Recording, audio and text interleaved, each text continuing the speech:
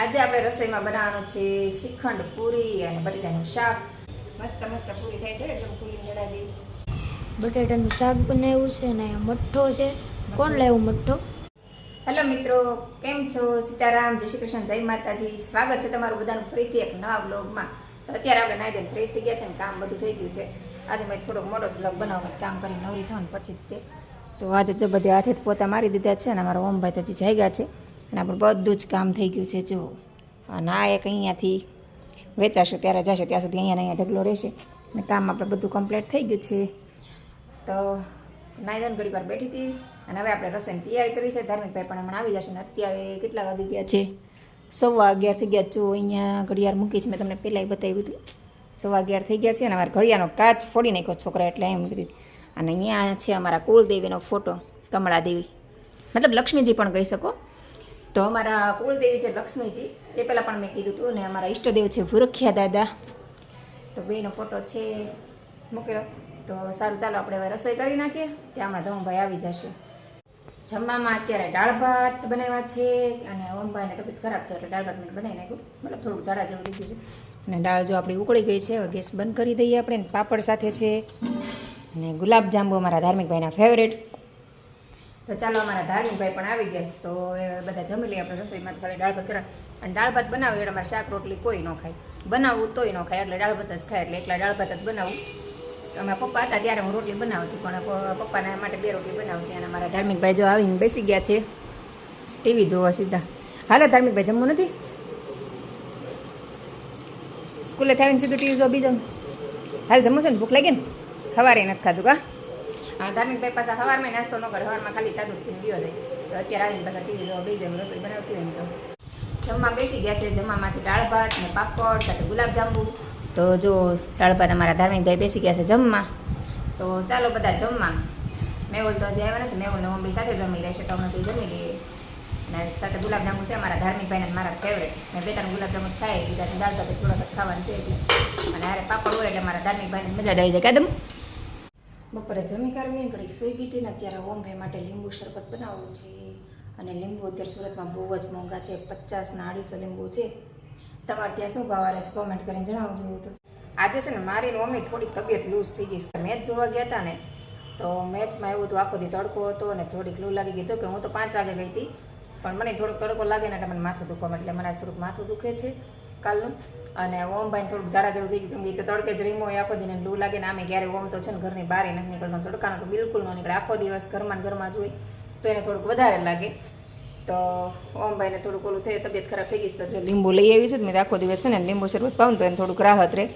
અને ત્યાં દૂધ મેળવી નાખ્યું છે અને ઢાંકવાનું બાકી છે. આનું દહીંથી જ મેળવું. જો ઘણા લોકો એમ કે અમારે છે ને દૂધ નથી મળતું, પણ છે ને આપણે છાશથી, ઘણા લોકો છે ને દહીંને છે ને છાશથી મેળવે. તો છાશમાં આપણે ઓલરેડી પાણી નાખેલું હોય એટલે દૂધ છે ને જલ્દી મળે નહીં. તમારે દૂધ સારી રીતે મેળવવું હોય ને, ઢેફા જેવું દહીં મેળવવું હોય ને તો હંમેશા છે ને આવી રીતે જો દહીં થોડુંક કાઢી લેવાનું વાટકામાં અને પછી દૂધ મેળવવાનું. તમારે જે રીતે જેટલું ખાટું ખાતા હોય એ પ્રમાણે દહીં નાખવાનું. થોડુંક ખાટું ખાતા હોય ને તો થોડુંક વધારે નાખવાનું, અને ઓછું ખાટું ખાતા હોય જરાક જ નાખવાનું. ઉનાળામાં તો છે ને તમે થોડુંક અમથું અડધી ચમચી દહીં નાખો ને તોય સરસ મજાનું ઢેફા જેવું દહીં થઈ જાય. તો મેં અત્યારે વહેલા હારત મેળવી દીધું તો સવારમાં મળી જાય એમ. અને અત્યારે જો મસાલી ઉટકી નાખ્યું હતું મેં ભરી લઉં. તો ઉટકીને ભરી લઈએ આપણે. તો સાંજે પછી ટેન્શન નહીં, પછી સાંજે આપણે રસોઈ કરવાના ટાઈમે બધું નડે. મેં કીધું ઉટકીને લઈ અત્યારે ભરી લઉં. મેં કીધું સાંજે ઉપાડી. અને અત્યારે ઓલરેડી 7:15 તો થઈ ગયા છે. તો મેં કીધું ઓમ માટે મેં કીધું શરબત બનાવી નાખવું ને મસાલીને બધું ભરી લઉં. અને ધાર્મિકભાઈ 7 વાગે ટ્યુશનમાંથી આવવાના છે. તો ચાલો આપણે ઓમભાઈ માટે શરબત બનાવી નાખીએ અને મસાલીને બધું ગોઠવી દઈએ. લીંબુ શરબત બનાવી નાખ્યું તો ચાલો તમને બતાવી દઉં. તો જો આપણે આટલું બધું લીંબુ શરબત બનાવી નાખ્યું છે જગ ભરીને. અને આમાં મેં છે ને વરિયાળી નાખી છે, થોડીક ખાંડ અને આટલા બધા લીંબુ નાખ્યા જો. અને થોડુંક અમથું નમક નાખ્યું છે. અને મેહુલ પાસે જો લીંબુ મંગાવી લીધા કિલો. અને મેં હમણાં તમને કીધું એમ કે સુરતમાં લીંબુનો ભાવ બહુ છે. તો મેહુલ પાસે કિલો લીંબુ મંગાવે તો 200 રૂપિયાના કિલો લીંબુ આવ્યા ને. તો જો લીંબુ તમે જુઓ, આ 200 રૂપિયાના કિલો લીંબુ છે. આમ જો ઝીણી ઝીણી લીંબુડી છે, હાવ ઝીણી ઝીણી. અમુકમાં તો રસોઈ નથી નીકળતો એવી લીંબુડી છે. તો એ 200 રૂપિયા ભાવ છે. તમારે સારા લીંબુ લેવાય ને તો 250 કે 300 રૂપિયાના કિલો લીંબુ છે, મોટા લીંબુ લઈએ ને તો. તો ચાલો આપણે શરબત બનાવી નાખીશું. તો આપણે ઓમભાઈને આપી દઈએ. અને આવી રીતે છે ને સ્ટોક કરી લેવાનો લીંબુના શરબતનો, એટલે આખો દિવસ પીધા કરે. કેમ કે આપણે વારે વારે કેટલી વાર બનાવું, જેટલી વાર તરસ લાગે ને એટલી વાર પાણી ન પીવાનું, લીંબુ શરબત જ પીવાનું. તડકામાં તો છે ને આ લીંબુ શરબત બહુ જ સારું.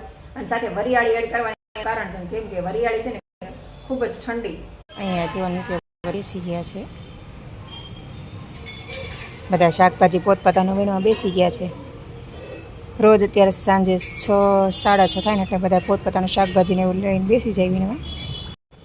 આજે આપણે રસોઈમાં બનાવવાનું છે શ્રીખંડ પૂરી અને બટેટાનું શાક. એનો ફોન આવ્યો તો એણે કીધું કે મઠો આજ શ્રીખંડ નહીં મઠો એ કે મઠો લેતા આવું છે કે તું પૂરી અને બટેટાનું શાક બનાવી. અને મેહુલને છે ને પૂરી સાથે બટેટાનું છાલવાળું શાક અને મઠો બહુ ભાવે. તો જો મેં તેલ ગરમ મૂકી દીધું છે, આપણું શાક પણ બને છે, બટેટાનું શાક મૂક્યું છે અને અહીંયા લોટ બાંધીને જો પૂરી નાની નાની 1-2 વણી નાખી છે. તો ચાલો આપણે ફટાફટ પૂરી બનાવી નાખીએ. મેહુલ આવતા હશે, અત્યારે 8 વાગી ગયા છે જો ઓલરેડી. તો ચાલો ફટાફટ રસોઈ બનાવી નાખીએ. આજે થોડું મોડું બનાવી, મેહુલ આવે તો ગરમ ગરમ રહે ને એટલે. તો મેહુલ આવવા ટાઈમ થઈ ગયો તો હવે આપણે બનાવી નાખીએ. અત્યારે પૂરી બનવાનું કામ ચાલુ થઈ ગયું, શાક બની છે ને પૂરી પણ બની જશે. અમે પૂરી ફટાફટ બનાવી નાખીએ. પૂરી જુઓ કેવી દળીને પેલા ફૂલીને દડા જેવી થાય, જુઓ મસ્ત મસ્ત પૂરી થાય છે એકદમ ફૂલીને દડા જેવી. જો છે ને મસ્ત એકદમ ફૂલેલી. કોને કોને પૂરી ભાવે છે કોમેન્ટ કરો. શ્રીખંડ પૂરી અને બટેટાનું શાક કોનું કોનું ફેવરેટ છે? અમારા ઘરમાં ધાર્મિક મેહુલ અને અમને બહુ ભાવે. મને ધાર્મિકને ગળું પાછું ઓછું ભાવે, હું ધાર્મિક ઓછું ખાઈ. તો આપણી પૂરી બની ગઈ છે અને આમાં છે ને નીતરવા માટે મૂકી દઉં છું. અને બીજી પૂરી આપણે ઓલરેડી બનાવેલી તૈયાર જ છે. હું વણતી નથી અત્યારે, મશીનમાં દબાવીને જ પૂરી બનાવું છું. કેમ કે મશીનમાં બનાવીને દબાવી દે ફરથી બને.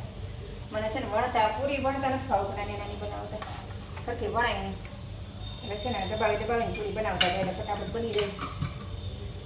જો ફટાફટ પૂરી થઈ ગઈ, બનાવી નથી. આજે જમવાનું મોડું થશે એવું લાગે. પૂરી આમ નાખીએ ને એટલે તરત જ ફૂલીને દડા જેવી થઈ જાય છે. પૂરી ફૂલેલી હોય ને તો છોકરાને બહુ ખાવાની મજા આવે, રાજી થઈ જાય ફૂલેલી પૂરી હોય ને તો. અને આ નીકળી ગઈ છે તો આને આપણે અમે નાખી દઈશું એટલે નવી પૂરી પાછી થઈ જાય. આજે ને ચાવણી રાખી છે, મતલબ જાળીવાળું, તેલ રહી ન જાય એટલે. પૂરી આપણી બધી બની ગઈ છે. પૂરી છે ને બધી મસ્ત એકદમ ફૂલીને દડા જેવી થઈ છે. તમને બતાવું જો કેવી છે ને ફૂલીને દડા જેવી. જો બધી જ પૂરી ફૂલીને દડા જેવી થઈ ગઈ. તો ચાલો આપણે જમવાનું કાઢીએ. તો મેહુલ આવી જાય. મેહુલ હજી આવ્યા નથી પણ ભોગવા આવ્યા છે તો આપણે જમવાનું કાઢીને મેહુલ આવી જશે. હેલો મિત્રો, તો આપણે ટ્યુશનથી આવી ગયા છે ને મમ્મીએ આપણી આટલું સરસ મજાનું જો બટેટાનું શાક બનાવ્યું છે ને અહીંયા મઠ્ઠો છે. કોણ લાવ્યું મઠ્ઠો? તો પાછળ લાવ્યો તો કેટલો મસ્ત છે ને. હા, આના ડ્રાયફ્રૂટ ને શું કહેવાય ચોકલેટ ને બધું નાખેલું છે. અને અહીંયા સરસ મજાની પૂરી, બટેટાનું શાક અને મઠ્ઠો છે. ચાલો બધા જમવા. હા તો હાલો મઠ્ઠો કેટલા ટાઈમ પછી લાવ્યો? હાલો બધા જમવા અને અમે પણ જમી લઈએ. અમે મારા દીકરાએ 3 જમી લીધું. મેહુલ કહેતા હતા હમણાં આવું પણ હજી કંઈ આવ્યા નથી. તમે વાટ જોતા હતા પછી કીધું જમી લઈએ. કેમ કે ધાર્મિક મમ્મી થાકી ગયા છે તેમ સૂઈ જવું છે. અને કાંઈ નહીં અમે જમી લઈએ ને અત્યારે 8:45 થઈ ગયા છે. મેહુલ આમ તો 8, 8:15 આવી જાય છે પણ આજે 8:45 થઈ ગયા છે. મતલબ શનિવાર હોય તો મોડું થાય, બાકી તો વહેલા જ આવી જાય. અને મમ્મીને ઇસ્ત્રીને કપડાં લેવા મોકલા તો જો એને મૂકી દીધા.